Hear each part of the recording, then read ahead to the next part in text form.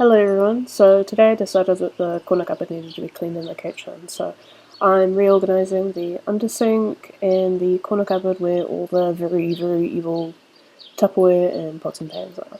So here you can see I'm taking out all of the cleaning supplies. I've got no idea what this is, but I'm sure my dad knows, so I'm just going to leave it there.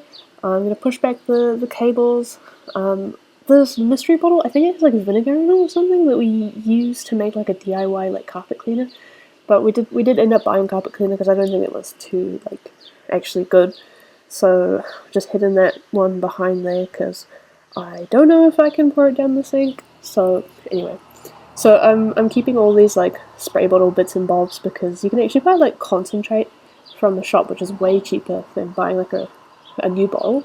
So we just buy the concentrate for I think like $4.30 versus like $8 for a new bottle, and it just makes exactly the same. But you obviously need like a plastic spray bottle still, so I just keep those. So now I'm going through the pots. We've got all sorts of stuff in here. Like honestly, we don't even use all of them. But my mum is going to kill me if I throw them out, so I am just going to neaten them and put them back in the cupboard. So the under oven tray, I try to keep all the like oven stuff in there just because it makes like it keeps it tidier. We've got all these like bits and bobs for some machine. I have no idea what they are, so I'm just gonna put them back.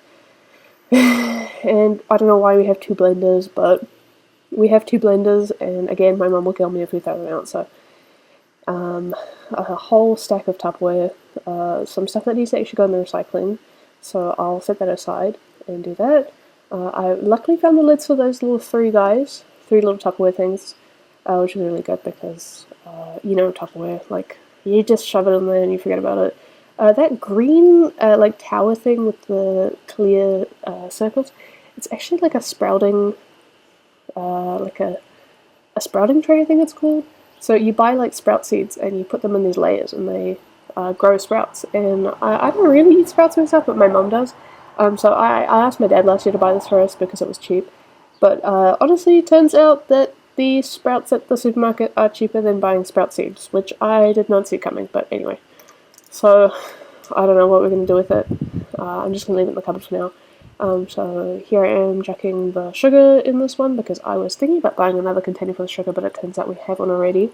The sugar packet comes in like a paper bag, so I just put that in the compost bin.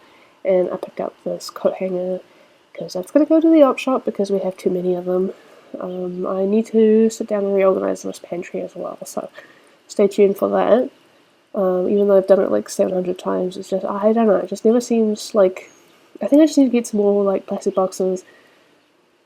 But, so I've got this toaster machine that we use once a year, but that's going to go, I'm going to hide that in the back of the cupboard somewhere, so we can use it once a year.